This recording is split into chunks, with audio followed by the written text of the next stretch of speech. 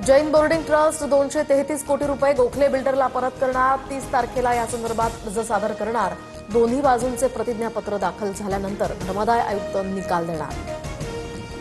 कबूतरखान्यांसंदर्भात जैन समाजाच्या शिष्टमंडळाकडून बीएमसी आयुक्त भूषण गगराणींची भेट। योग्य जागा उपलब्ध करून देण्याची मागणी, तर लवकरच जागेसंदर्भात माहिती न्यायालयामध्ये सादर करू, गगराणींचं आश्वासन। मोन्था चक्रीवादळामुळे भारताच्या किनारपट्टीवर 3 दिवस मुसळधार पावसाचा इशारा। महाराष्ट्रासह तामिळनाडू, आंध्र प्रदेश, कर्नाटक आणि गोव्यात किनारी भागांसाठी रेड अलर्ट जारी।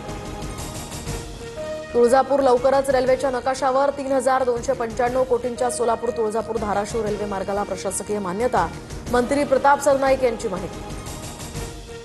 भारत रशिया भागीदारीतून सुखोई सुपरजेट SJ-100 विमानाची निर्मिती करणार। HL आणि UAC यांचा नागरी प्रवासी विमानांच्या निर्मितीसाठी ऐतिहासिक करार।